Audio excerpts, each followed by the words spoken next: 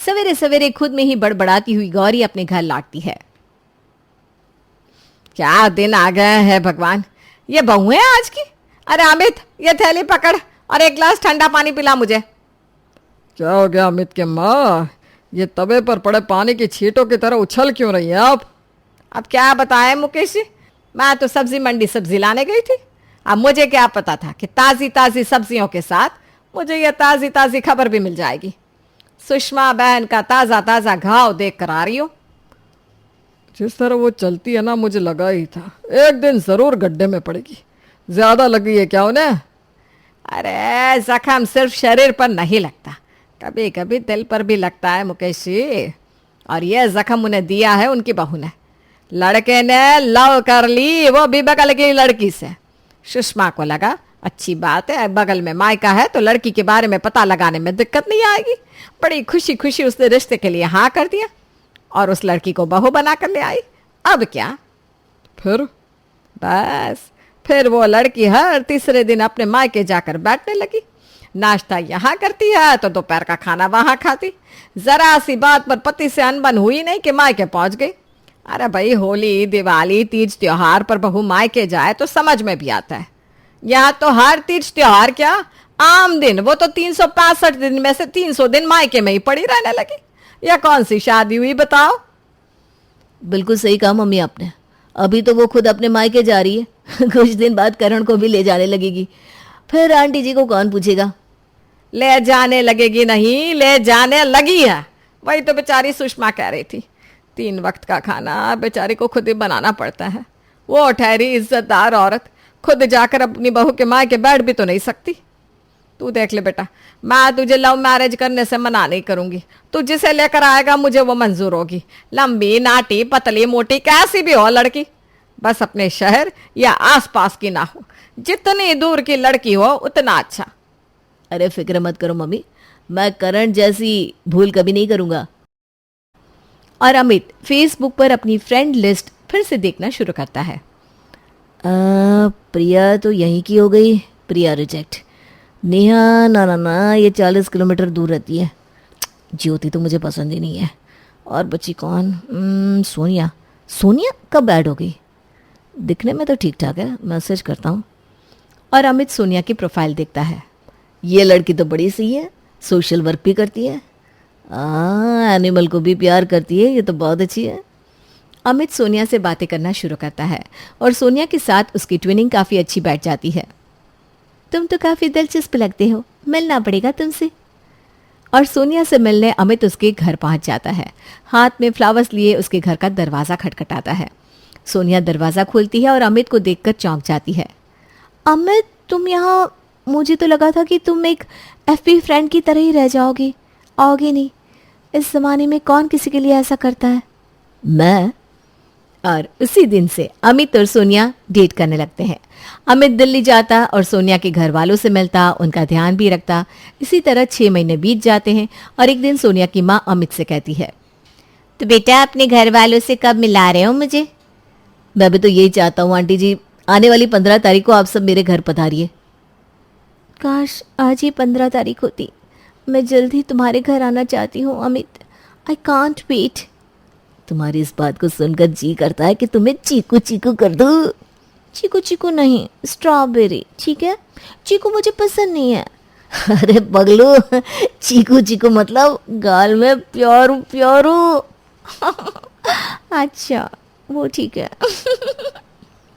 सोनिया का पूरा परिवार अमित के घर वालों से मिलने उनके शहर जाता है। मेरी होने वाली बहू तो जितना सोचा था उससे भी ज्यादा खूबसूरत है। आ बेटा, मेरे पास आकर बैठ। सिर्फ सुंदर ही नहीं बहन जी, उतनी ही संस्कारी भी। आजकल की लड़कियां, खास करके बड़े शहरों की, अपने पति को शादी के पहले ही परिवार से अलग होने को कह देती है। पर सोनिया ऐसी नहीं है। उल्टा उसने अमित के सामने शर्त रखी है कि वो रहेगी तो अपने सास ससुर के साथ ही। सोनिया की यही बातें तो मेरे दिल को भा गई मम्मी। अब आप सब आपस में बात कर लीजिए और शादी की तारीख निकलवा लीजिए। लड़के में तो कोई कमी नहीं है बहन जी, और आप लोग भी बहुत अच्छे हैं। बस मुझे तकलीफ इस बात की है कि मेरी बेटी का ससुराल इतना दूर रहेगा तो वो कहाँ आ पाएगी मेरे पास। ले देकर मेरी एक सोनिया ही तो है, और ससुराल इतना दूर होगा तो साल में कभी कभार ही आ पाएगी। बेचारी पल्लवी जी को ये नहीं पता कि ये सब तो उसकी होने वाली समधन की चाल का एक हिस्सा है।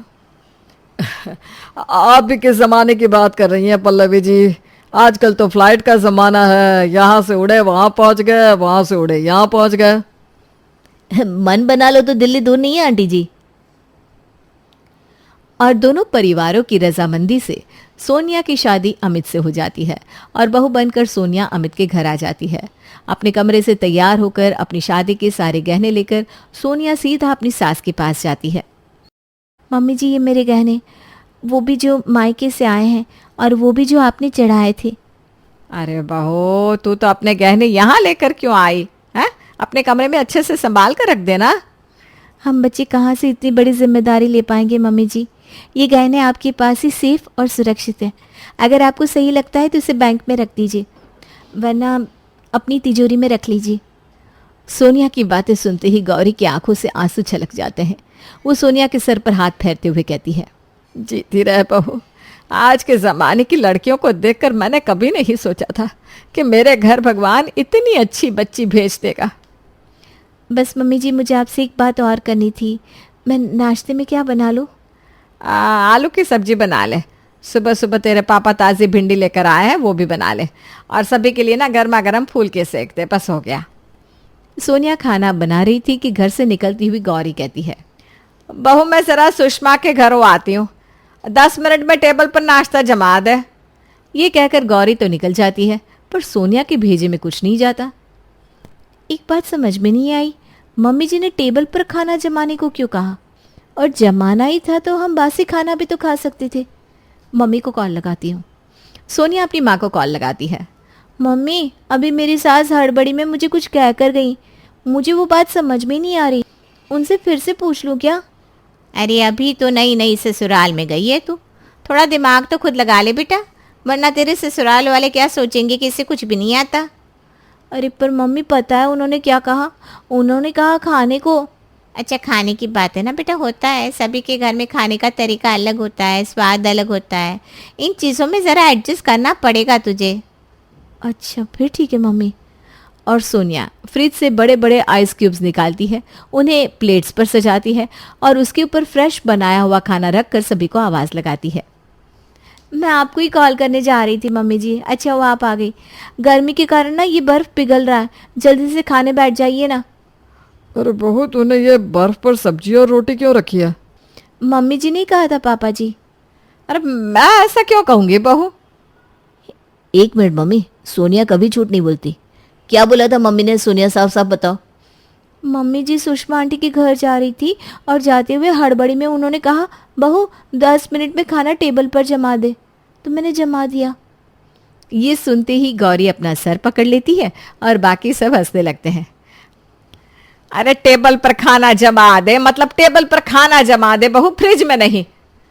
अभी तक हम इतने मॉडर्न तो हुए नहीं मम्मी जी कि टेबल पर कूलिंग सिस्टम हो। टेबल पर कैसे जमाती मैं खाना? अरे बाबा, तूने नाश्ता बनाया ना, उसी को मैंने टेबल पर जमाने को बोला था। खाने के पहले जमाना पड़ता है, मतलब कि परोसना पड़ता है। अच्छा, यहाँ खाना परोसने को खाना जमाना कहते हैं? ओह, अब तो इतनी जल्दी मैं नाश्ता नहीं बना पाऊंगी मम्मी जी, नाश्ता बाहर से मंगवा ले। अमित बाहर से नाश्ता लेकर आता है और सभी उसे ही खा लेते हैं। सारी खिड़कियों पर पर्दे लगाकर सोफे पर आराम से बैठी सोनिया टीवी देख रही थी कि अपने कमरे से बाहर आकर मुकेश कहता है एक रात ऑफिस से आने के बाद अमित जैसे ही अपने कमरे के बिस्तर पर लेटता है, उसकी छींक शुरू हो जाती है, वो बंद ही नहीं होती। अक्चू, अक्चू, अक्चू। तुम्हें तो बहुत ज़्यादा छींकें आ रही है, मैं अभी तुम्हारे लिए काढ़ा बनाकर लाती हूँ। सोनिया अमित को काढ़ा पिलाकर सुला देती है, पर उसकी छींक फिर भी ठीक नहीं होती। अगली सुबह छींकता हुआ अमित बाहर सोफे पर आकर बैठ जाता है और जैसे ही वो सोफे पर बैठता है उसकी छींक और बढ़ जाती है। तुम डॉक्टर के पास चलो अमित, पता नहीं क्या हो गया तुम्हें। अरे कुछ नहीं हुआ है बहू, इसे बचपन से डस्ट की एलर्जी है। घर के सारे चद्दर और कवर बदल दो, अपने आप छींक रुक जाएगी इसकी। नहा धोकर अमित अपने ऑफिस निकल जाता है और मुकेश काम पर। सोनिया घर के सारे पिलो कवर, पर्दे और चादर बदल देती है। देख, सिर्फ चादर और सोफा कवर बदलने भर से घर कितना साफ सा लग रहा है। ये काम तो कर दिया तूने, अब एक काम और कर दे। ये जो चादर और कवर उतारे हैं ना तूने, उन सबको एक साथ ही निपटा दे। बार बार का झमेला ही खत्म। निपटा दे? ये तो पहली बार देख रही हूँ कि किसी घर में उतरे हुए चादर को फेंक दिया जाता है। खैर मुझे क्या, इतने कपड़ों को धोने से अच्छा है ना इन्हें निपट ही देती हूँ। पर ये सब नए लग रहे हैं, फेंकने से अच्छा है किसी गरीब को दे देती हूँ, उनके काम आ जाएंगे। अपने घर के सारे पर्दे, सोफे कवर और बेडशीट को एक थैले में भरकर सोनिया अपने घर से बाहर गरीब की तलाश में निकलती है, जहाँ रास्ते में उसे सुषमा मिल जाती है। ये इतना सारा सामान लेकर कहाँ जा रही हो बहू? ये तो सारी नई चादरें हैं, तेरी शादी के वक्त ही तो बिछाई थी गौरी ने। हाँ आंटी जी, पर ये गंदे हो गए ना, तो मम्मी जी ने कहा इन्हें निपटा दे, तो वही किसी ज़रूरतमंद को ढूंढ रही हूँ। लगता है फिर से गौरी की बहू ने उसकी बात का गलत मतलब निकाल लिया। खैर मुझे क्या। अच्छा, पर तुझे कहाँ गरीब मिलेंगे बहू? तुझे तो इस इलाके के बारे में ज़्यादा नॉलेज भी नहीं है। एक काम कर, ये सब मुझे दे दे, मैं गरीबों में बांट दूंगी। और सुषमा उन सारे कपड़ों को धोकर अपने घर पर यूज़ कर लेती है। हर रोज़ की तरह आज जब गौरी सुषमा के घर जाती है तो उसके घर में अपने घर के पर्दे और सोफे कवर देखकर उसका दिमाग हिल जाता है। ये ज़रूर बहू का काम होगा। न जाने कौन सी घड़ी में मैंने अमित को दूर की लड़की लाने को कह दिया। ये तो इतनी दूर की है कि लगता है हमारे ग्रह की ही नहीं है। एक बात नहीं समझती ये मेरी। अब इसे भाषा सिखाने का एक ही उपाय है।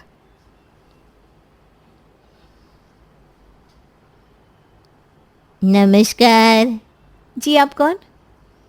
ये तेरी भाषा की टीचर है बेटा। जिस हिसाब से तू चीज़ों को निपटा रही है ना, कहीं मेरी बात का गलत मतलब निकाल कर तुम मुझे ही ना निपटाते, इसलिए मैंने तेरे लिए टीचर लगवाई है। अब यही तुझे भाषा सिखाएंगी। और घर के हॉल में ब्लैक बोर्ड लगाए, हाथ में छड़ी लिए प्रेरणा अपना काम करना शुरू करती है। खाना जमा दे, इसका मतलब क्या है? खाना लगा दे। Repeat after me. खाना जमा दे, इसका मतलब क्या है? खाना लगा दे। वो तो मैं समझ गई टीचर जी, पर आपको नहीं लगता कि ये गलत है? मम्मी जी को ऐसा कहना चाहिए ना, खाना परोस दे या दे दे। वैसे आप यहाँ की तो नहीं लगती, आपके यहाँ इस बातों को कैसे कहा जाता है? पहली बार किसी ने मेरे स्टेट के बारे में पूछा है, मेरी तो आंखें ही नम हो गई। हमारी तरफ कहते हैं खाना चढ़ा दे। खाना चढ़ा दे? कहाँ? खाना चढ़ा दे मतलब खाना बना दे। फिर अगर कपड़े तय करने हो या समेटने हो तो कहते हैं कपड़े की घड़ी बना दे। घड़ी? और किसी पर बहुत गुस्सा आए तो? एक रपटा खींच कर लगा दे। फिर तो आज मम्मी जी को भी ज़रा लैंग्वेज की क्लास दे ही देती हूँ मैं। सोनिया छत से कपड़े उतारकर अपनी सास के कमरे में जाकर रख देती है और उनसे कहती है, मम्मी जी मैं खाना चढ़ाने जा रही हूँ, तब तक आप कपड़े की घड़ी बना दीजिए। ये कहकर सोनिया सीधा रसोई में चली जाती है। ये क्या क्या कर चली गई बहू? कपड़े की घड़ी बना दो। अमित कहता तो था बचपना गया नहीं इसका, पर आज देख भी लिया। खैर दिन भर घर पर रहती है, काम काज करती है। भले ही जैसा भी करे, इतना तो मैं इसके लिए कर ही सकती हूँ। गौरी एक एक कर सारे कपड़ों को गोल गोल आकार में घड़ी की डिज़ाइन देने की कोशिश करती है और इसी में पूरे 2 घंटे हो जाते हैं। 2 घंटे बाद सोनिया अपनी सास के कमरे में आती है। ये क्या किया आपने मम्मी जी? मैंने तो आपको कपड़े की घड़ी बनाने को बोला था, ये क्या किया आपने? तो वही तो किया ना मैंने बहू। अब मैं कोई मशीन थोड़ी ना हूँ कि गोल गोल घड़ी बनाऊंगी। अलग अलग डिजाइन की जरा बन गई है। मम्मी जी आप समझी नहीं, कपड़े की घड़ी मतलब कपड़े की घड़ी मतलब कपड़े को तय करने को कहा था मैंने आपको, कपड़े की सच में घड़ी बनाने को नहीं। ऊपर से ये सब्जी वाला ऐसी खराब सब्जी देता है कि खाना चढ़ाने का मन ही नहीं करता। जी तो करता है उसे जाकर एक रैपटा लगा दूं। और अपनी बहू की बातें सुनकर गौरी सब समझ जाती है और जोर जोर से हंसने लगती है। बस बस बहू, मैं समझ गई। अब शहर का अंतर है तो एक दूसरे की भाषाओं को समझने में हमें वक्त तो लगेगा। अब मैं तुझे सब कुछ ऐसे बताऊंगी जैसे तू समझ सके। कुछ दिन बाद तू खुद सीख जाएगी। तो खाना जमा दो ना मम्मी जी। गुप्ता परिवार में सुषमा अपनी बड़ी बहू लीला और छोटे बेटे प्रेम के साथ रहा करती थी। उसका बड़ा बेटा राज बाहर देश में जॉब कर रहा था। लीला की हर समय फ़ोन पर बात करते रहने की आदत से सुषमा बहुत परेशान रहा करती थी। लीला, अरे ओ लीला, अरे ये बहू कहाँ चली गई, सुन क्यों नहीं रही है? लीला, लीला, हो ना हो फिर ये फ़ोन पे लगी हुई होगी। हे भगवान, कुछ करो मेरी बहू का। लीला से कोई जवाब ना मिलने पर सुषमा बाहर आती है और देखती है कि लीला टहल टहल कर फ़ोन पर बात कर रही है। ए लीला, क्या कर रही है तू? इतनी देर से तुझे आवाज़ दे रही हूँ और एक तुम हो जिसे कुछ सुनाई नहीं दे रहा। अरे फ़ोन को कभी तो पटक दिया कर, 24 घंटे कान पे लगाए रहती है। अरे तो क्या हो गया माँ जी, आप ऐसे चिल्ला क्यों रही हैं? अरे मैं फ़ोन पर बात कर रही हूँ ना। ये लो, अब क्या मैं फ़ोन पर बात भी ना करूँ?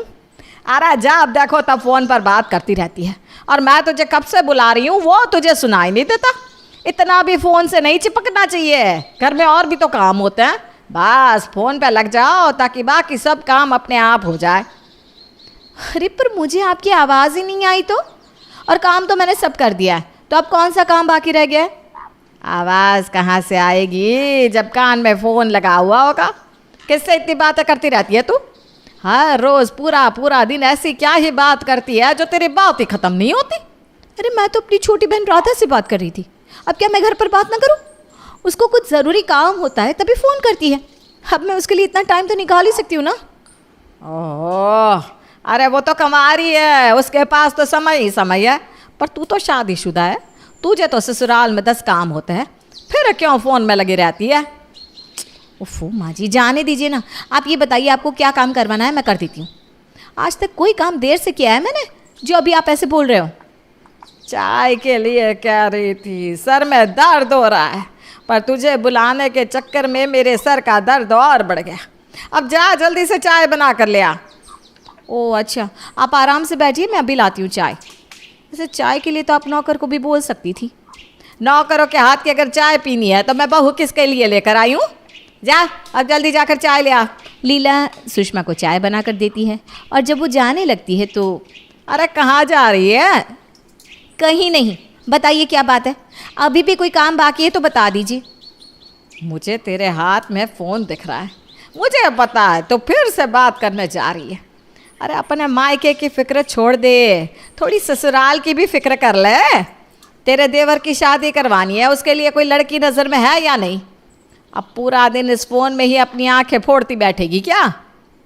हाँ लड़की तो है, मेरे दोस्त की पड़ोस की है, मीरा नाम है उसका। देख लड़की ना संस्कारी होनी चाहिए। हाँ हाँ संस्कारी है, पर वो लोग अमीर नहीं है। अरे मुझे अमीरी से मतलब नहीं है, मुझे लड़की के चरित्र और संस्कारों से मतलब है। बस वो अच्छे होने चाहिए, बाकी भगवान का दिया हुआ सब कुछ है हमारे पास। ठीक है ना माँ जी, तो कल चलते हैं वहाँ, आप बात कर लेना और ठीक रहेगा तो देवर जी की भी शादी हो जाएगी और मेरी देवरानी आ जाएगी। अगले दिन वो लोग मीरा को देखने जाते हैं, जहाँ मीरा के पिता चंद्र प्रकाश कहते हैं, आप अपने बेटे का रिश्ता लेकर हमारे घर आई, हमारे तो भाग्य खुल गए बहन जी। लेकिन देखिए, हम ना गरीब लोग हैं, हम आपको दहेज नहीं दे पाएंगे। दहेज तो क्या, हमारे पास तो हमारी बेटी को पहनाने के लिए गहने तक नहीं है। ऐसे में हम आपके परिवार में शादी। अरे आप चिंता क्यों करते हैं, मुझे मतलब सिर्फ आपकी बेटी के संस्कारों से है, बाकी हमें कोई दहेज नहीं चाहिए। और आपकी बेटी जब हमारे घर की बहू बनेगी तो जो मेरा है वो सब मेरी बहू का ही होगा। अरे नहीं नहीं, पर समाज क्या कहेगा कि लड़की के बाप ने कुछ नहीं दिया, अपनी बेटी को खाली हाथ भेज दिया। हाँ ये बात तो आपकी सही है। तो ऐसा करते हैं कि मैं कुछ गहने आपको दे दूँगी, वो आप शादी में अपनी बेटी को पहना देना, आपको कुछ खर्चा नहीं करना पड़ेगा, हम दोनों की नाक भी बच जाएगी समाज में। देखिए अब ये सही है, इसलिए आपको कोई इनकार नहीं करना है। मुझे तो विश्वास नहीं हो रहा कि मेरी बेटी को इतना अच्छा रिश्ता मिल गया है। आप लोग पैसे के साथ साथ दिल से भी बहुत अमीर हैं। मेरी बेटी के तो भाग्य खुल गए।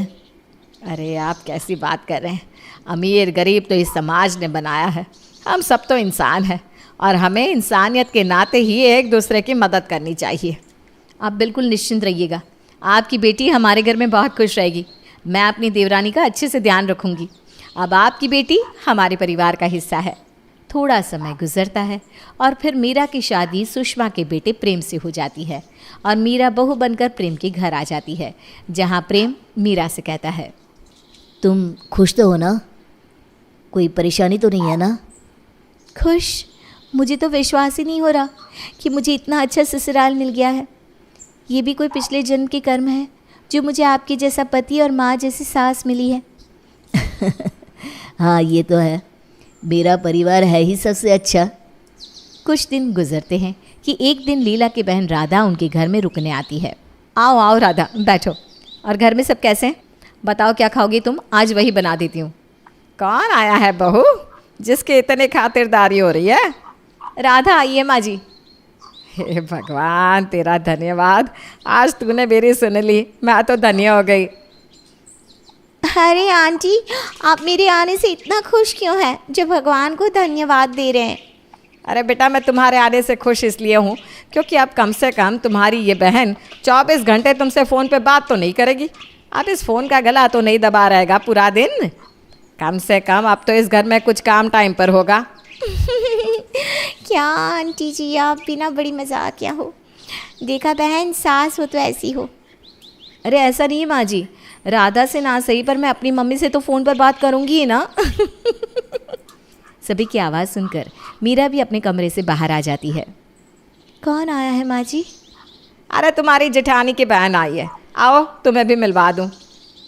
हाय, मैं राधा हूँ, तुम्हारी जेठानी की बहन। हेलो राधा जी, मैं मीरा। हाँ, मैं आपको जानती हूँ, मैं तो आपकी शादी में आई थी। उसी दिन शाम में जब वो सब बैठकर बातें कर रही थी तो राधा कहती है, मैं सोच रही हूँ एक सोने की चेन ले लूँ, मेरा गला ना बहुत खाली खाली सा लगता है। अरे तुझे क्या ज़रूरत है सोने की चेन की? ज़रूरत क्या, औरतें तो सोना पहनती हैं, शौक होता है। क्या दीदी आप भी ना, मुझे तो वैसे भी सोने का बहुत शौक है। मेरा बस चले ना तो हर दिन कुछ ही ना कुछ सोने का खरीदती रहूँ। अरे तू अभी कमारी है, औरत नहीं है। इतने सोने के गहनों का करेगी क्या भला? कुछ अच्छे काम में लगा ले पैसे। ये क्या लॉजिक हुआ? क्या दीदी आप भी ना कुछ भी बोल रही है।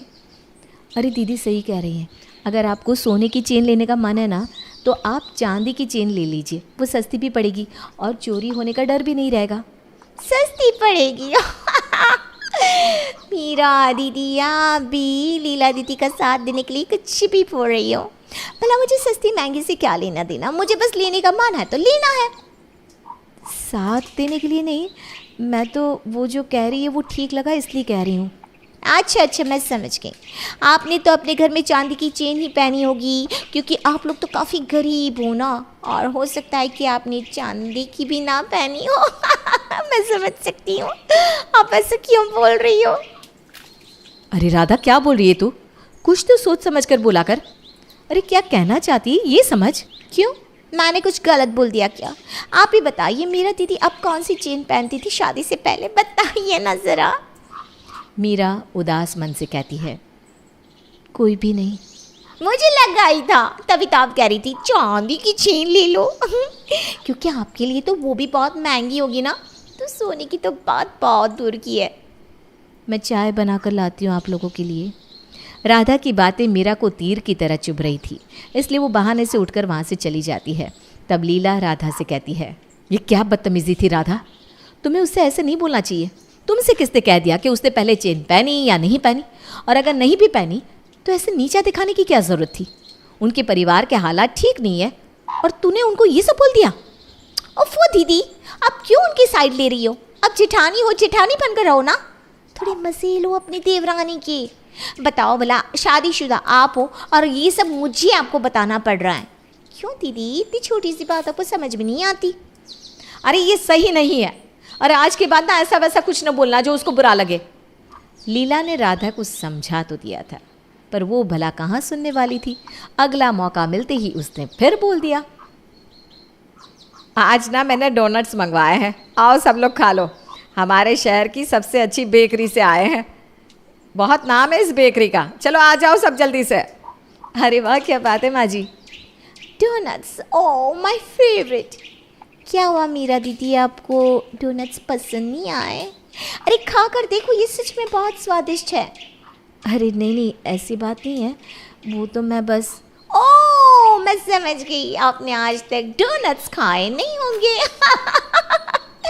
आपको ये भी पता नहीं होगा कि इसे खाते कैसे हैं, इसका स्वाद कैसा है। अरे कोई बात नहीं, खा कर देखो, एकदम रोटी जैसा स्वाद। डोनट्स। तो इसमें हंसने वाली क्या बात है राधा? ये कोई बोलने वाली बात है? ये सोचकर हंस रही हूँ कि खाना तो दूर, मुझे लगता है इन्होंने डोनट्स का नाम ही पहली बार सुना है। लीला, अपनी बहन को समझाओ कि थोड़ा तमीज़ से बात करें। कब क्या बोलना है और कब क्या नहीं, ये बात इसे समझ में नहीं आती। नहीं नहीं माँ जी, राधा सही कह रही है। मुझे नहीं पता कि ये डोनट क्या होता है। मैंने कभी नहीं खाया, खाना तो छोड़िए मैंने देखा भी नहीं है। लेकिन फिर भी राधा, तुम बहुत ज़्यादा बोलने लगी हो, चुप रहा करो थोड़ा। मीरा को राधा की ये सब बातें अजीब लगती थी, लेकिन वो कुछ नहीं कह पाती थी। एक दिन जब उसके मायके से मेहमान आए हुए थे तब, मीरा बेटी, हम तो तुम्हारे लिए बहुत खुश हैं। तुम्हारी शादी भी इतने अच्छे से हो गई और ससुराल भी इतना प्यारा मिला है। हमें तो यकीन नहीं होता कि भाई साहब ने तुम्हारे लिए इतने अच्छे गहने बना कर रखे थे, वरना सोने के भाव तो अब आसमान छू रहे हैं। अच्छा किया भाई साहब की तुम्हारी शादी के लिए पहले से ही तैयारी थी और इतने गहने बनवा कर रखे थे, और इसीलिए तो ये शादी इतनी आराम से हो गई। जी मासी जी, ठीक कह रही हैं आप। ओहो, आप लोग ना बड़ी गलत फहमी में जी रहे हो। क्या मतलब? बेटा क्या कहना चाहती हो, ठीक से बताओ। मतलब बताऊंगी ना तो कलेश हो जाएगा। रहने दो, वैसे भी मुझे चुप रहने को कहा गया है। आप कहना क्या चाह रही हैं राधा जी, साफ साफ बताओ। ऐसे बातों को आप गोल गोल ना घुमाओ, जो कहना है सीधे से कह दो। यही कि मैं जानती हूँ कि वो गहने आपके पापा ने नहीं दिए थे। वो गहने कहाँ से आए थे मुझे तो मालूम है। अच्छा, तो किसने दिए थे भला इतने सारे गहने, वो भी सोने के? इनको ना मजाक करने की आदत है, मजाक कर रही हैं क्या आप भी राधा जी? मीरा का दिल ज़ोरों से धक धक कर रहा था। उसे समझ में नहीं आ रहा था कि राधा को ये बात कैसे पता चली। वो गेस्ट के जाने के बाद राधा से कहती है, राधा जी आपको ये बात कैसे पता चली कि वो गहने मेरे पापा ने नहीं बनवाए थे? आपको किसी ने बताया है क्या? पता है, बस मुझे तो ये भी पता है कि वो आपकी सासू माँ ने बनवाए हैं। इस घर की हर बात का पता होता है मुझे। किसने बताया आपको? आप पहले वो बताइए मुझे। जिसने किया उसने बताया, और कौन बताएगा, वरना मुझे तुम्हारे घर की बात भला कैसे पता हो सकती है। मतलब आप किसके बारे में कह रही हैं? दिमाग लगाओ, इतनी तो समझदार हो ना। और अगर नहीं समझ पा रही हो तो बात को भूल जाओ। मीरा को ये जानकर यकीन नहीं होता कि उसकी सास ये बातें किसी को कैसे बता सकती है। उन्होंने तो अपनी इज्जत बचाने के लिए ये काम किया था, तो वो भला क्यों बताएगी किसी को? ए जी, वो गहनों वाली बात राधा को पता चल गई और वो कह रही थी कि माँ जी ने उसे बताया है। माँ जी ने ऐसा क्यों किया होगा? अगर दूसरे को बताना ही था तो गहने दिए ही क्यों थे? पता नहीं मम्मी ने ऐसा क्यों किया। खैर, अब अगर कर दिया है तो जाने दो, कोई बात मत करना वरना कलेश हो जाएगा। जो हो गया उसे भूल जाओ। कुछ दिन तक सब ठीक चलता है। फिर एक दिन राधा कहती है, मीरा दीदी, आपका भाई कभी क्यों नहीं आता? मैं इतने दिनों से यहाँ हूँ लेकिन आपके मायके से कोई भी नहीं आया आज तक। क्या उनको आपकी चिंता नहीं है? वो थोड़ा बीमार है ना, इसलिए नहीं आ पाता। थोड़ा बीमार है या दिमाग खराब है उसका, इसलिए नहीं आता? बस राधा बस, जो मन में आता है बोलती चली जाती हो। ये तो मैं किसने बताया? ये भी माँ जी ने कहा क्या? अरे क्या हो गया, मैंने क्या कर दिया? समाज में अपनी और मेरे पापा की नाक बचाने के लिए आपने हमारी मदद करी थी, पर राधा को बताकर ये सब किए कराए पर पानी फेर दिया आपने माँ जी। उसने न जाने किस किस को बताया होगा, और अब ये बोल रही है कि मेरे भाई का दिमाग खराब है। बल्कि आपको भी पता है कि ऐसा कुछ नहीं है, उसके दिमाग की नस में परेशानी है, उसका दिमाग खराब नहीं है। अरे मैंने किसी को कुछ नहीं बताया, ये ज़रूर लीला ने किया होगा। यही हर समय फ़ोन पर बात करती रहती है अपनी बहन से। मैं फ़ोन पर बात ज़रूर करती हूँ माँ जी, पर इधर की उधर नहीं करती। झूठ, सरासर झूठ, ये तुमने ही बताया होगा। अरे मैंने कुछ नहीं बताया, बता ना राधा। राधा ने ही मुझसे कहा था कि माँ जी ने बताया है। हाय लीला, तेरी बहन कितनी झूठी है। मेरा फ़ोन चेक कर ले, मेरी तो इससे बात तक नहीं होती कभी। सुषमा का फ़ोन चेक किया जाता है तो उसमें सचमुच उन लोगों की 1 घंटे की एक कॉल पड़ी हुई होती है। आपकी कॉल तो है 1 घंटे की, इसका मतलब आप झूठ बोल रही हो। अरे दिखा मुझे। अरे ये 2 महीने पहले की कॉल है, जब तेरा फ़ोन खराब हो गया था। पर मेरी बात तो सिर्फ 5 मिनट हुई थी उस दिन, फिर मैंने फ़ोन रख दिया था और मैं आपसे बात करने लगी थी। अच्छा, अब मुझे समझ में आया, फ़ोन कट नहीं हुआ होगा और ये हमारी सारी बातें सुन रही होगी। सच सच बोल रहा था, ऐसा ही हुआ था ना? अरे बाप रे, तुम सास बहू तो व्योमकेश बख्शी की भी माँ हो। राधा, तुझे ज़्यादा मज़ा आता है जासूसी करने में, तो सचमुच की जासूस बन जाना। हमारे घर में क्यों कलेश करवा रही है? इसमें मेरी क्या गलती है? तुम लोगों ने फ़ोन कट नहीं करा और बात करने बैठ गई तो मैंने सुन लिया। सुन लिया तो ठीक है, पर उसके बाद मुझे ताने देने की क्या ज़रूरत थी? मेरे मायके वालों के सामने मेरी बेइज्जती करना, मेरे भाई को पागल कहना, वो सब क्या है? हाँ ठीक है, वो मेरी गलती है। और आपके भाई को लेकर मैं थोड़ा कंफ्यूज हो गई थी। आंटी जी ने कहा था कि उसके दिमाग में परेशानी है, तो मुझे लगा वो पागल है। राधा, अपना सामान पैक कर और निकल यहाँ से। हम लोग इतना मिलजुल कर प्यार से रहते हैं और तू यहाँ आ गई कलेश करवाने। और मीरा, राधा की तरफ से मैं तुमसे माफ़ी मांगती हूँ। इट्स ओके दीदी, और माँ जी आप भी मुझे माफ़ कर दीजिएगा, मैंने आपको गलत समझा। राधा वहाँ से चली जाती है और उसके बाद से वो तीनों लोग मिलजुल कर खुशी खुशी रहते। शांति निवास में बेहद शांति थी, लेकिन ये शांति कब तक थी किसी को कुछ पता नहीं था। शांति के घर में शांति और उसकी दोनों बहुएं आपस में बैठकर हंसी ठिठोली कर रही होती है। तभी उनके घर का फ़ोन बजता है। अपने घर का फ़ोन बजता देख रागिनी अपनी जेठानी को कहती है, दीदी प्लीज़ फ़ोन उठा लो ना, मेरे पैर में बहुत ज़्यादा दर्द हो रहा है। रागिनी, तुम भी ना बहुत कामचोर हो, मतलब 2 कदम चलने में तुम्हारे पैर में दर्द हो रहा है। उन दोनों की बात सुनकर शांति खुद ही उठती है और फ़ोन उठा लेती है। हेलो, कौन? लीला बोल रही हूँ। अपनी ननद को भूल गई क्या? अरे जी आप आज कैसे याद कर लिया? अब तू तो हमें याद करती नहीं, तो हमने सोचा क्यों ना हम ही तुझे याद कर ले। वैसे हम तुझे बता दें कि हम तेरे घर आ रहे हैं रहने के लिए। कुछ दिन रहेंगे फिर अपने घर आ जाएंगे। अच्छा, ये तो बहुत अच्छी बात है। वैसे भी ये घर भी आप ही का है। इतना बोलकर लीला फ़ोन कट कर देती है। वहीं शांति अपनी बहू के पास जाती है और कहती है, बहू, तुम्हारी बुआ सास आ रही हैं, उनका ख्याल रखना। वैसे तो वो बहुत अच्छी है। शांति ये बात बोल रही थी कि तभी शांति का बड़ा बेटा विकास आता है। माँ ठीक कहती है, तुम्हें पता है बुआ बहुत अच्छी हैं। बुआ जी ना बहुत मजाकिया हैं, हर समय मजाक करती रहती हैं और इतनी हंसमुख है कि हंसते हंसते तुम्हारे पेट में ही दर्द हो जाएगा। अच्छा, बुआ जी इतनी अच्छी है, फिर तो उनसे मिलना ही पड़ेगा। ऐसे अच्छी बात है, कोई तो यहाँ हंसमुख और मजाकिया है। हाँ रागिनी, तुम्हें पता है जब मैं इस घर में नहीं आई थी ना, तो यहाँ सबसे पहले मेरा बॉन्ड बुआ जी से ही बना था। देखना, तुम्हारा भी सबसे ज़्यादा लगाव बुआ जी से ही हो जाएगा। क्यों मम्मी जी, सही कह रही हूँ ना मैं? हाँ, बिल्कुल सही कह रही हो बेटा। लेकिन माँ, बुआ जी कब आ रही हैं? कल शाम तक आएंगी। ठीक है, मैं बुआ जी को लेने के लिए चला जाऊँगा। इतना बोलकर सभी अपने अपने कामों में व्यस्त हो जाते हैं और अगली सुबह ही बुआ घर पर आ जाती है। सुबह सुबह बुआ को घर पर देखकर विकास और शांति हैरान हो जाते हैं। अरे जी आप यहाँ? आप तो शाम तक आने वाली थी ना? हाँ बुआ जी, अब तो शाम को आने वाली थी ना, तो मैंने सोचा ऑफिस से आते वक्त आपको लेते हुए आऊँगा, लेकिन अब तो अकेले ही आ गई।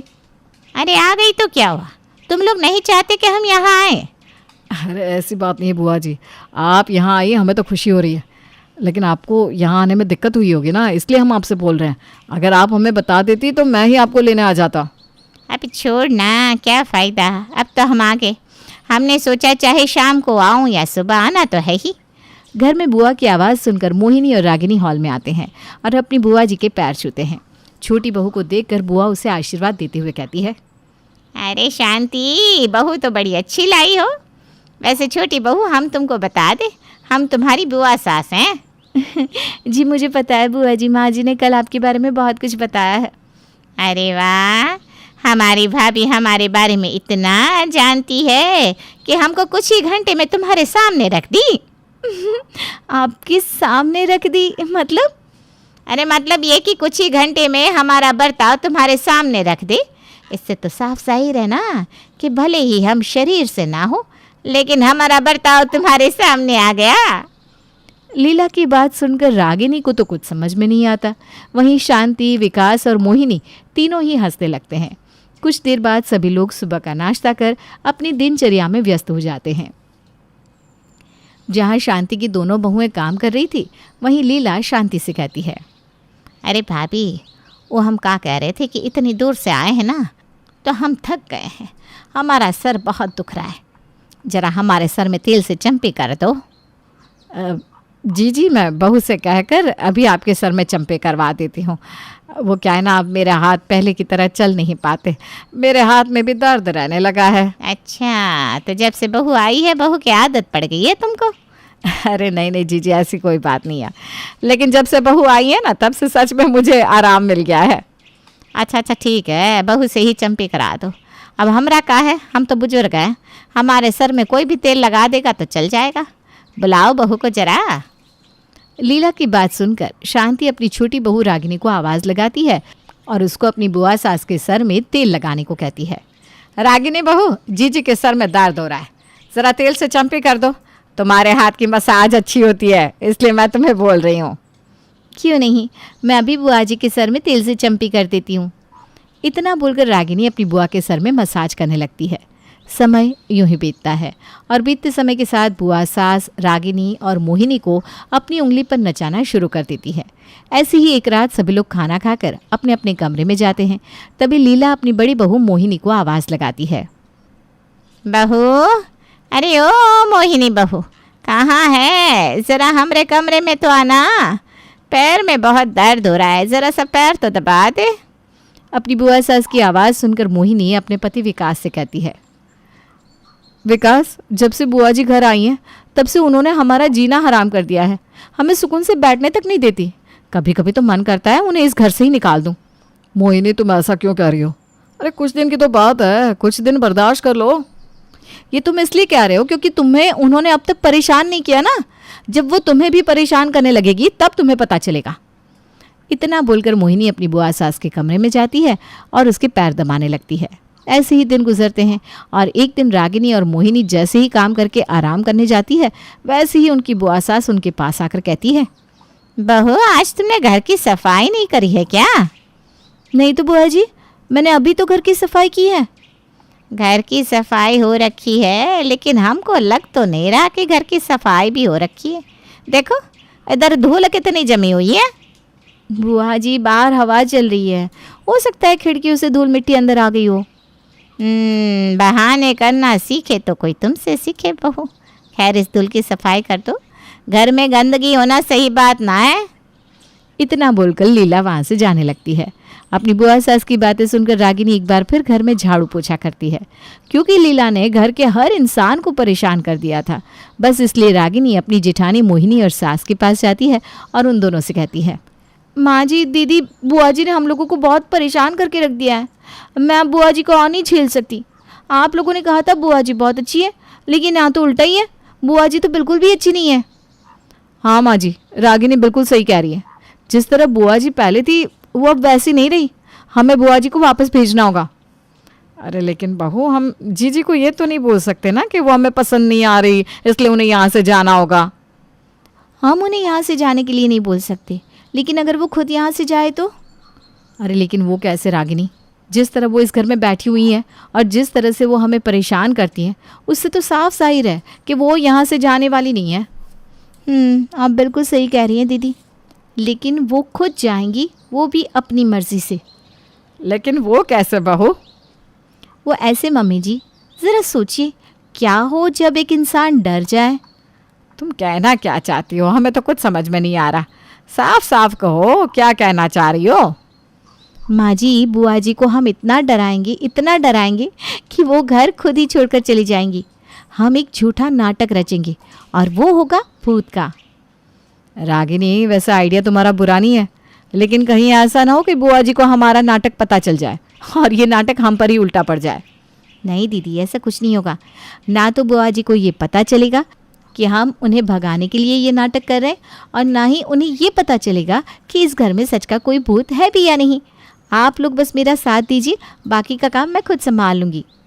रागिनी की बात सुनकर अब सभी उसके इस नाटक में शामिल हो जाते हैं और देर रात लीला रागिनी को अपने कमरे में बुलाती है।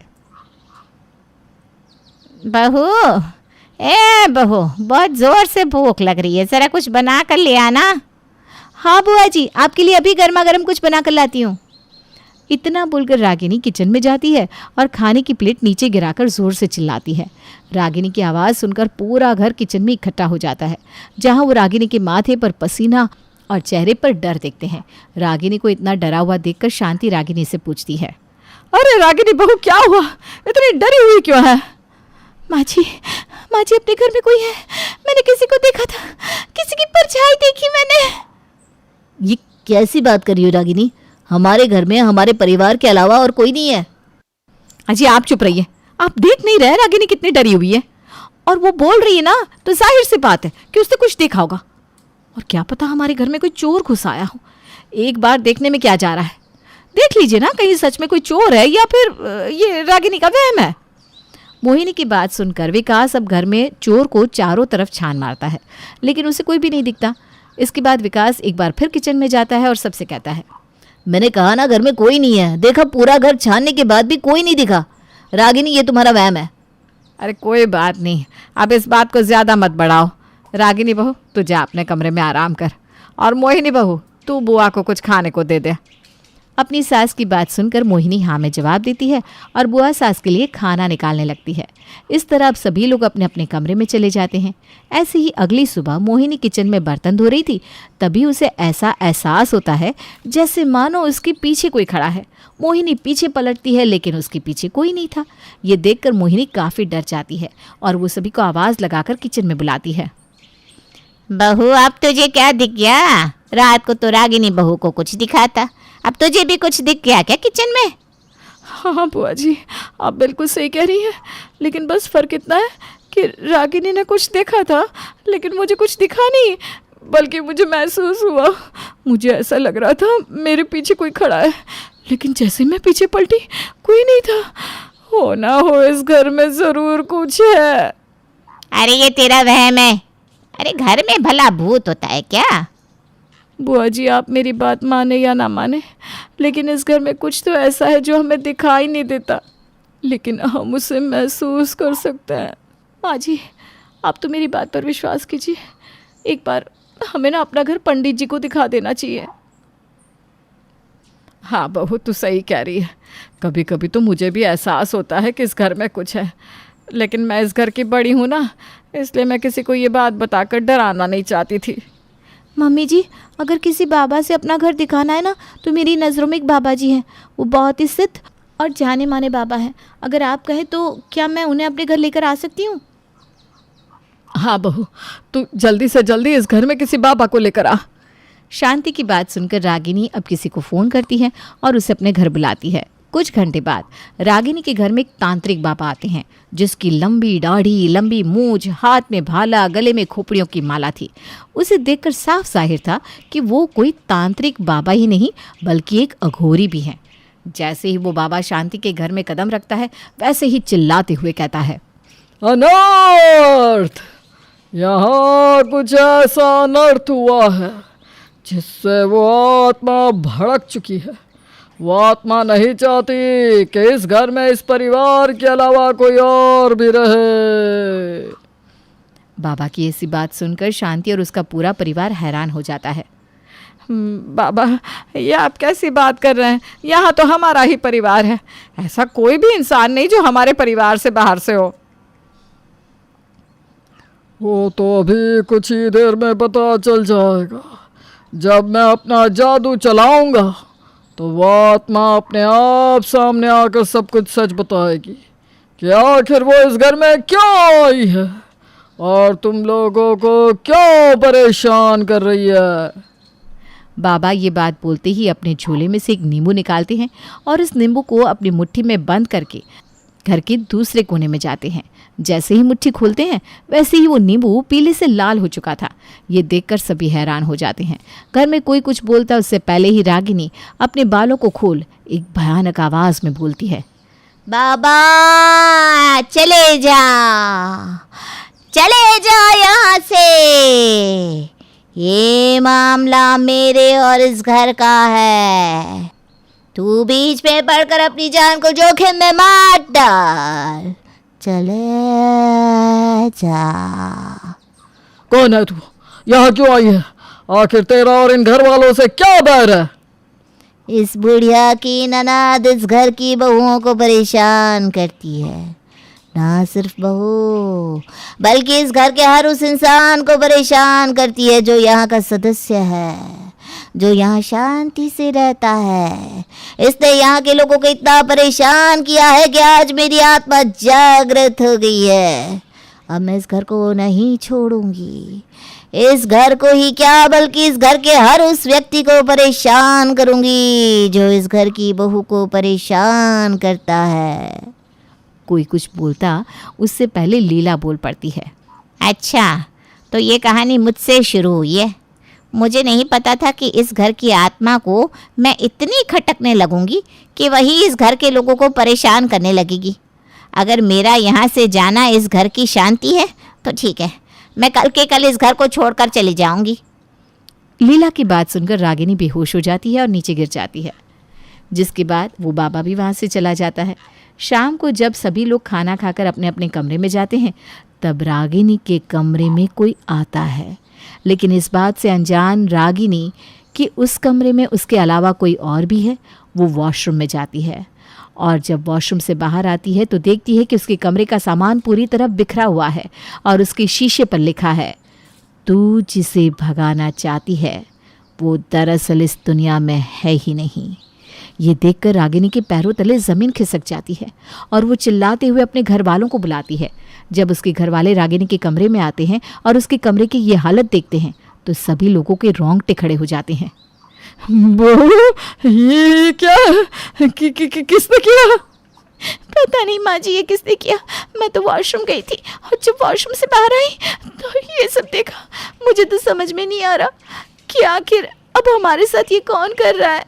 रागिनी ये बात बोलती है कि तभी रागिनी के कमरे की लाइट ऑन ऑफ होने लगती है और किसी के हंसने की आवाज़ आती है और वो आवाज़ हंसते हुए उन लोगों से कहती है, तुम लोग कितने मूर्ख हो।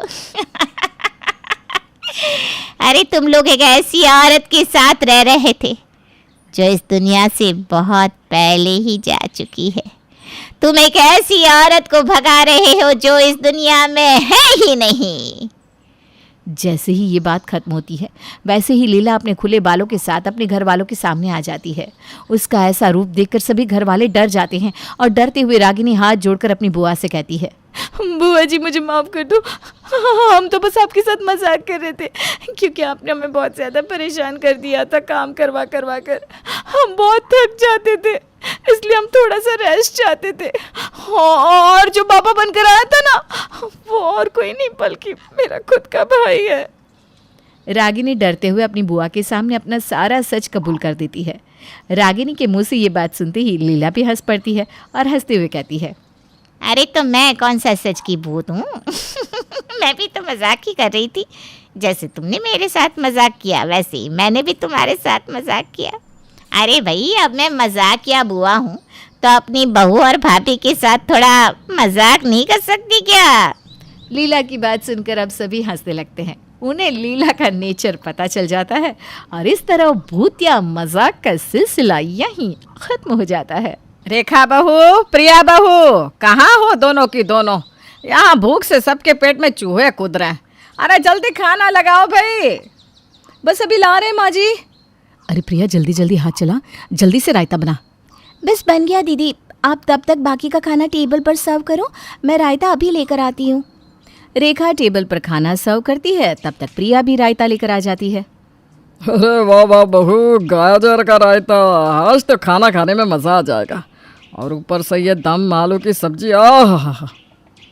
सिर्फ दम आलू नहीं पापा जी, ये देखिए मैंने स्पेशली आपके लिए मसाला भिंडी भी बनाई है, खाइए खाइए।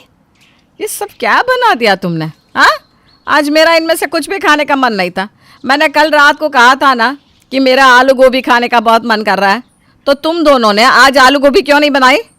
और ये रायता गाजर का क्यों बनाया? मुझे तो आज पालक का रायता खाना था। अरे खाना बनाने से पहले कम से कम एक बार मुझसे पूछना तो चाहिए था। आजकल की बहुओं को तो सब काम बिना पूछे करने की आदत हो गई है। अरे कोई बात नहीं जानकी, अब बहुओं ने खाना बना दिया है तो खा लेते हैं। हाँ माँ जी, वो हम दोनों आज आलू गोभी ही बनाने वाले थे, लेकिन आज सब्जी वाला आलू गोभी लेकर आया ही नहीं, इसलिए हमने दम आलू और भिंडी बना दिया। अरे बस करो तुम दोनों, रहने दो। वैसे तो तुम दोनों हर चीज़ बड़ी जल्दी से ऑनलाइन मंगा लेती हो। कभी फ्रूट ऑनलाइन आते हैं, कभी सब्जी। तो मेरी गोभी ऑनलाइन नहीं आ सकती थी क्या? लेकिन माँ जी, जब आपने रात को कहा था कि आपको गोभी खाने का मन है, तो फिर आपने थोड़ी देर बाद ये भी तो कहा था कि गोभी से आपको एसिडिटी हो जाती है, तो गोभी मत बनाना। अच्छा, तो अब तू मेरी बातों में मेरी गलतियाँ ढूंढेगी?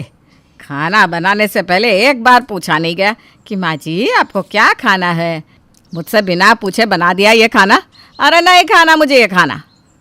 लेकिन माँ जी, अरे लेकिन वैकिन कुछ नहीं, मैं जा रही हूँ अपने कमरे में। आप मेरे साथ चलेंगे या? चलता हूँ जानकी जी, चलता हूँ। वैसे भी तुम्हारे बिना मैं कुछ थोड़ी ना खा सकता हूँ। अरे मेरी जान की भूखी रहे और मैं खाना खा लूँ, ऐसा तो हो नहीं सकता। और तुम दोनों? हम भी जा रहे हैं माँ, जा रहे हैं। रेखा, अब से माँ से पूछ कर ही खाना बनाओ ना। चलो पवन, हम वॉक पर चलते हैं। अरे कौन सी वॉक भैया, कुछ खाया तो है नहीं, तो वॉक किस लिए करेंगे? अरे तो क्या हो गया, समझ लेंगे आज हमारा व्रत है। और तुम दोनों भी चलो हमारे साथ वॉक पर। अब आप दोनों सो जाइए मम्मी पापा। हाँ चलिए चलते हैं। इसी बहाने बाहर कुछ खा कर तो आएंगे, वरना इनके खौफ से तो घर में कोई खाना ही नहीं खाएगा। क्या क्या कहा तूने? कुछ कहा ना तूने अभी? मैंने तो कुछ भी नहीं कहा माँ जी। चलिए ना, वॉक पर जाना है ना। बेटा तुम बोलो तो मैं भी चलूँ क्या तुम्हारे साथ वॉक पर? भेजूं क्या आपको वॉक पर अभी है? और तुम दोनों ऐसे कैसे वॉक पर जा रही हो? वॉक पर जाने से पहले एक बार पूछा क्या मुझसे? अब इसके लिए भी पूछना पड़ेगा क्या? क्या बोली? कुछ भी तो नहीं। कोई नहीं जाएगा वॉक पर। बहुत रात हो गई है, चुपचाप जाकर अपने कमरे में सो जाओ। अभी तक तो आप समझ ही गए होंगे कि जान की देवी को ये बिल्कुल भी पसंद नहीं कि उससे बिना पूछे उसकी बहुएं कोई भी काम करें। लेकिन भला ये भी कोई कब तक सह सकता है? अब बहू और सास का रिश्ता ऐसा है कि बहुएं सास से कुछ कह भी नहीं सकती। तो चलिए देखते हैं कि दोनों बहुएं अपनी सास की इस आदत से छुटकारा पाने के लिए क्या तरकीबें अपनाती है। अगले दिन इस समय छत पर क्या कर रही थी तुम दोनों, हैं? जो अब उतर कर आ रही हो? हम तो कपड़े धो रहे थे माँ जी, आज सैटरडे है ना, तो हम दोनों तो हर सैटरडे को कपड़े धोते हैं। क्यों, कुछ हुआ क्या? होना क्या है? जब कपड़े धोने जा रही थी तो मुझसे एक बार पूछा क्यों नहीं है? मैं सब अच्छी तरह जानती हूँ, कहीं माँ जी और ज़्यादा कपड़े धोने को ना दे दे, इसलिए उनसे पूछो ही मत। घर में कुछ भी काम होता है उसके बारे में तो मुझे कभी कुछ पता ही नहीं चलता। लेकिन माँ जी, हमने घर के सारे गंदे कपड़े धो तो दिए, आपको कुछ और भी धुलवाना था क्या? मुझे कुछ और धुलवाना था या नहीं धुलवाना था, इस बात का इससे कोई मतलब नहीं है। आज से घर में जो भी काम होगा तुम हर काम मुझसे पूछ कर करोगी। पता नहीं तुम दोनों को ये बात समझ में क्यों नहीं आती। अब जाओ, जाकर घर के सारे पर्दे धो दो। क्या? लेकिन अभी पिछले हफ्ते ही तो घर के सारे पर्दे धोए थे हमने। तो क्या आज हाथों में मेहंदी लग गई है, हैं? जाओ जाकर पर्दे धो दो। दोनों की दोनों परेशान होकर छत पर सारे पर्दे धोने चली जाती हैं। दीदी, अब ना ये माँ जी का रोज़ रोज़ का हो गया है। अरे हद हो गई है यार। अब क्या घर के छोटे मोटे काम भी माँ जी से पूछ कर करेंगे? कभी अपनी पसंद का कुछ बना लो तो मुझसे पूछ कर क्यों नहीं बनाया? मार्केट से कुछ ले आओ, ये लेने से पहले मुझसे पूछना चाहिए था, वापस देकर आओ। मुझे तो लगता है थोड़े दिन बाद हमें सांस लेने के लिए भी ना इनसे परमिशन लेनी पड़ेगी। सच में यार, माँ जी की इस आदत से तो मैं भी बहुत परेशान हो गई हूँ। लेकिन समझ में नहीं आता इनकी ये आदत सुधरेगी कैसे। इन्होंने तो हम दोनों को परेशान करके रख दिया है। आज तक माँ जी ने हमें बहुत परेशान किया है, अब बारी हमारी है। क्या मतलब? अभी बताती हूँ, ज़रा अपने कान तो पास लेकर आओ। न जाने प्रिया रेखा के कान में ऐसी क्या खुसुर पुसुर करती है कि रेखा के चेहरे पर खुशी की लहर दौड़ जाती है। ये तो बड़ा ही ज़ोरदार आइडिया है, लगता है कि माँ जी पर काम कर ही जाएगा। तो चलो फिर शुरू करते हैं। दोनों पर्दे धोकर नीचे आती है। माँ जी कहाँ चली गई आप? अरे क्या हो गया, यहीं पर तो हूँ, बोल क्या हुआ। ये देखो ना माँ जी, ये रेड कलर की नेल पेंट है और ये पिंक कलर की नेल पेंट। आप बताओ इनमें से कौन सी नेल पेंट लगाऊं? है? अब नेल पेंट लगाने के लिए मैं क्या बताऊं, जो तुझे ठीक लग रही है लगा ले। नहीं माँ जी, आज से ना मैंने डिसाइड कर लिया है कि आपसे पूछे बिना मैं कोई भी काम नहीं करूँगी। आखिर आप मेरी सासू माँ हो, आपसे पूछे बिना कोई काम करना अच्छा नहीं लगता। हाँ माँ जी, प्रिया बिल्कुल ठीक कह रही है। आज से मैं भी सब काम आपसे पूछ कर ही करूँगी। माँ जी, अभी हम दोनों कपड़े धोकर आए ना, तो मेरा नहाने का मन कर रहा है। मैं जाकर नहा लूँ क्या? हैं? नहा ले, नहाने के लिए मुझसे पूछने की क्या ज़रूरत है। अरे ऐसे कैसे ज़रूरत नहीं है माँ जी, बिल्कुल है। अच्छा मुझे ये बताइए कि आज मैं साबुन से नहाऊँ या फिर बॉडी वॉश से नहा लूँ? आप जिससे भी नहाने को बोलेंगे ना, मैं उसी से नहाऊँगी। अरे घर में जो भी है उससे नहा ले, इसमें मैं क्या बताऊं। साबुन से नहा ले, बॉडी वॉश से नहा ले, तेरा जो मन करे। नहीं नहीं नहीं नहीं माँ जी, प्लीज़ बताइए ना, हम दोनों को बिल्कुल भी अच्छा नहीं लगता आपसे बिना पूछे कुछ भी करना। और हाँ, ये भी बताना कि आज मैं सर धोऊँ या फिर मैं कल धोऊँ। हाँ माँ जी, और मुझे जल्दी से बताइए ना मैं कौन से नेल पेंट लगाऊँ। हे भगवान, ये दोनों यहाँ पर आकर क्या बोल रही हैं। यहाँ से निकल लेती हूँ, वरना पता नहीं दोनों क्या क्या पूछेंगी। अरे कहाँ जा रही हो माँ जी, बता कर तो जाओ। अरे तू साबुन से नहा ले और तू ना गुलाबी नेल पेंट लगा ले, मुझे आराम करने जाना है, सोने दो मुझे। जानकी उन दोनों से परेशान होकर अपने कमरे में सोने चली जाती है। तभी थोड़ी देर बाद, दीदी अब हमें शाम का खाना बनाना है, तो माँ जी से तो पूछना पड़ेगा ना, चलो पूछने चलते हैं। अरे लेकिन माँ जी तो सो रही है ना। इसीलिए तो अभी पूछने चलते हैं, पूछने के बाद तो आराम से बता ही देंगी। हाँ चल। दोनों जानकी के कमरे में जाती हैं, जहाँ पर जानकी खर्राटे लेकर सो रही थी। माँ जी उठिए ना, उठिए माँ जी, ये बताइए आज खाने में क्या खाना है? अरे माँ जी उठिए ना, कब तक सोती रहेंगी, बताइए ना खाने में क्या बनाना है आज। उन दोनों की तेज़ आवाज़ सुनकर जानकी एकदम से हड़बड़ा कर उठ जाती है। क्या हो गया, क्या हो गया, तुम दोनों को क्या हो गया? हमें भला क्या हो सकता है माँ जी, जिनकी सास आप जैसी हो उन बहुओं को कभी कुछ हो सकता है क्या? क्या मतलब? इसका मतलब है कि आप बहुत अच्छी हो ना, तो हमें क्या होगा। अच्छा आप बताइए आज रात को खाने में क्या बनाना है? क्या तुम दोनों ने मुझे इसलिए उठाया कि मैं तुम्हें ये बताऊं कि आज रात को खाने में क्या बनाना है? हाँ माँ जी, यही तो खाना बनाने का टाइम है, इसलिए आपसे पूछना तो पड़ेगा ना कि आज आपको खाने का क्या मन है, तो हम रात को ना खाने में वही बनाएंगे। बताइए बताइए ना माँ जी। जो भी सब्जी रखी है घर में वो बना लो, साथ में रोटी दाल चावल बना लो। नहीं नहीं नहीं नहीं नहीं नहीं, ऐसे नहीं, एग्जैक्टली बताइए माँ जी कौन सी सब्जी। और दाल भी कौन सी वाली बनानी है? हैं? सब्जी भिंडी की बना लेना और दाल मसूर की बना लो। मसूर काली वाली या लाल वाली? काली या लाल? अरे काली वाली बना लो, और भिंडी सूखी भुजिया। हाँ ठीक है माँ जी, ठीक है, अब आप ना दोबारा से सो जाइए। चलो दीदी खाना बनाते हैं। दोनों बहुएं आराम से जानकी के कमरे से चली जाती हैं, लेकिन जानकी को ये समझ में नहीं आता कि उसके साथ अभी नींद में ये हुआ क्या। अगले दिन सुबह सुबह, माँ जी जल्दी उठिए, उठिए ना। है? कौन है? चोर चोर चोर! चोर नहीं माँ जी, हम दोनों हैं। लेकिन तुम दोनों इतने सुबह सुबह मेरे कमरे में क्या कर रही हो?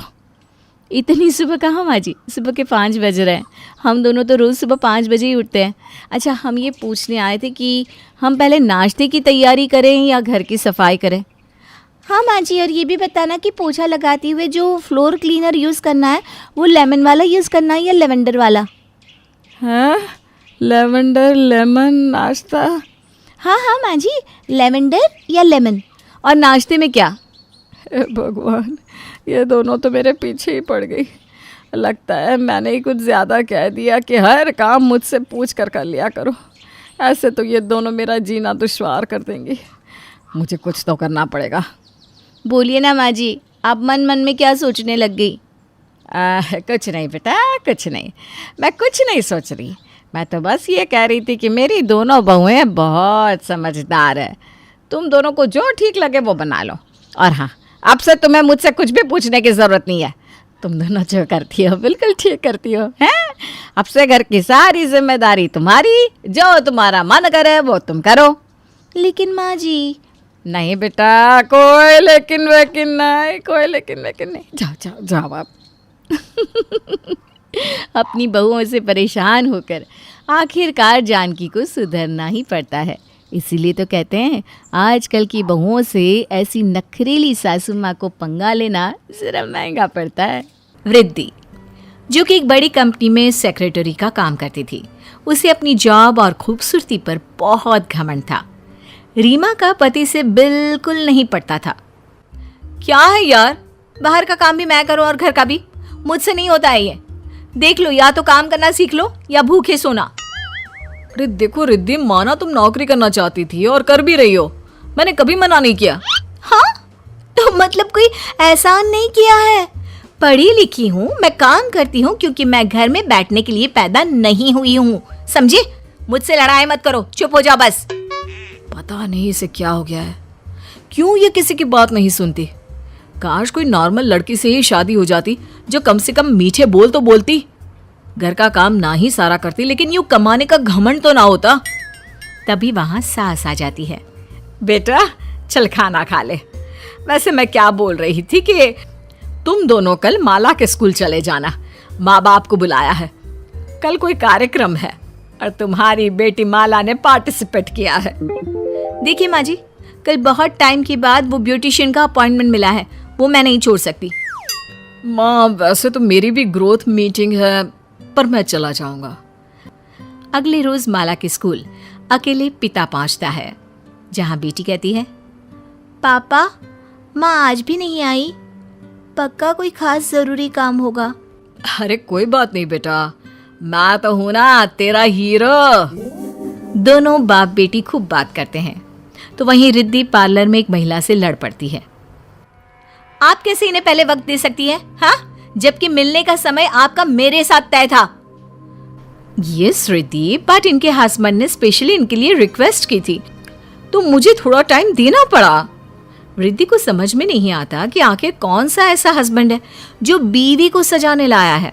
खैर, रिद्धि के ऑफिस में पार्टी होती है और वो सच धज कर ऑफिस जाती है, जहां बॉस की बीवी को देखकर, हे भगवान कैसी सी लग रही है, और बॉस को देखो कैसे पागल की तरह उसके साथ घूम रहा है।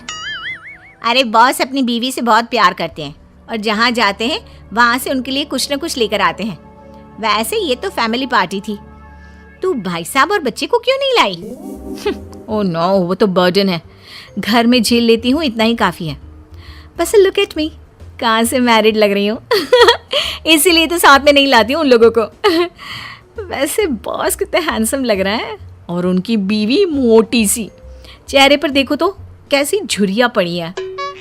बॉस की बीवी रिद्धि की बात सुन लेती है और घर आकर गुमसुम सी हो जाती है।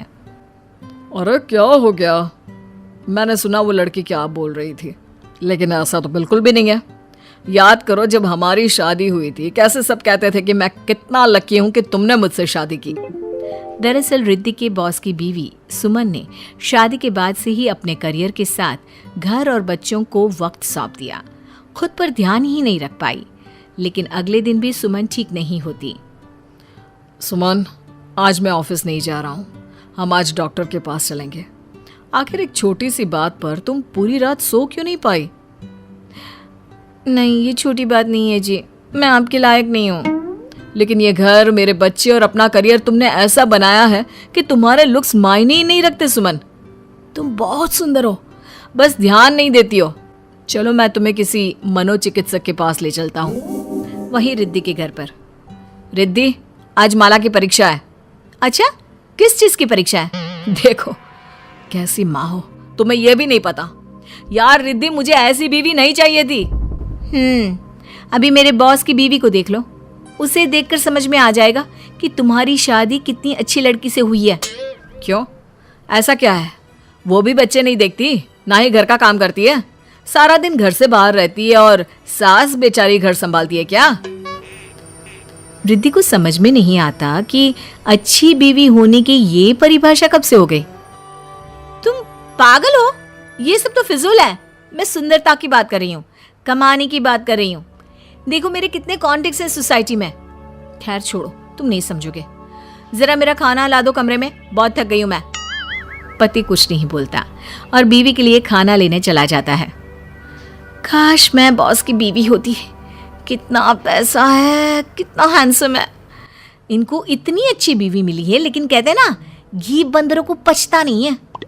उधर रिद्धि का बॉस बीवी के साथ रहता है, उसे घुमाने ले जाता है, शॉपिंग कराता है। आप ऑफिस क्यों नहीं जा रहे हैं? 2 दिनों से मेरी भी छुट्टी करा रखी है। अरे ऑफिस जाऊंगी तो ठीक हो जाऊंगी। नहीं, मेरी बीवी 2 दिन और मेरे साथ रहेगी। वहीं ऑफिस में रिद्धि, अरे यार ये बॉस क्यों नहीं आ रहे हैं? तुम्हारी वजह से। क्यों, मैंने क्या कर दिया? उस दिन तुमने बॉस की बीवी के बारे में जो बोला वो उन्होंने सुन लिया, जिसके बाद से ही वो डिप्रेशन में आ गई। बॉस घर पर रहकर उनकी सेवा कर रहे हैं। वाह यार, क्या बात है। बीवी की शक्ल देख लो तो जंगली बिल्ली लगती है, और बॉस इतनी केयर करे। हद है यार, किस्मत हो तो ऐसी। देख यार, ये तो मैं नहीं जानता, लेकिन तुझे अपने पति के साथ बॉस के घर जाकर उनकी वाइफ से माफी मांगनी चाहिए। नहीं तो जिस नौकरी के बल पर तू उछल रही है ना, वो नौकरी तो तेरे हाथ से जाने ही वाली है। रिद्धि डर जाती है। घर आकर पति को सारी बात बताकर रोने लगती है। तुम्हें किसी के बारे में ऐसी बात नहीं करनी चाहिए। अरे फिर से यार, तुम्हें समझ में नहीं आता क्यों तुम्हें अपनी ही बीवी खराब लगती है? अगले दिन दोनों बॉस के घर जाते हैं। रिद्धि, तुम क्या हुआ, यहाँ क्यों आई हो? लेकिन तभी बॉस की नजर रिद्धि के पति पर पड़ती है। अरे आइए बैठिए। सुमन देखो, रिद्धि अपने हस्बैंड के साथ आई है। सुमन सामने आती है, बिल्कुल फ्रेश और खुश। नमस्ते। फिर वो रिद्धि के पति को कहती है, आप बहुत लकी हैं कि आपकी बीवी ने शादी के बाद भी खुद को इतना फिट और मेंटेन रखा है। हमारे मियाँ जी को देखिए, कैसी बीवी मिली है। मैम आई एम सॉरी, मैंने गलती से वो उस दिन। तभी बॉस बोल पड़ते हैं, देखो रिद्धि, मेरे लिए मेरी बीवी से बढ़कर कोई नहीं है। ये एक बड़ी कंपनी के डायरेक्टर है, लेकिन फिर भी कभी उसका घमंड नहीं किया। मेरे बच्चे आज स्कूल में टॉप करते हैं। मुझे पता भी नहीं कि वो किस क्लास में है, कब पेपर होते हैं और स्कूल की फीस कब चली जाती है। तभी बॉस रिद्धि को अपनी शादी की फोटो दिखाता है। ये मेरी शादी की फोटो है। मैं कैसा पतला सा होता था, और सुमन सुंदर परियों जैसे। लेकिन इसने अपना पूरा जीवन मेरे और बच्चों पर लगा दिया। आज इसने खुद की केयर को बाद में रखा, लेकिन मेरे खान पान का पूरा ख्याल रखती है, जिससे मैं आज अच्छा लगता हूँ। मेरे लिए ये मेरा पारस का पत्थर है। उम्मीद है कि तुम्हें अब ये समझ में आ गया होगा कि हम दोनों में से लकी कौन है। रिद्धि की आंख से आंसू निकल रहे थे। वो समझ रही थी कि उससे क्या गलती हो रही है।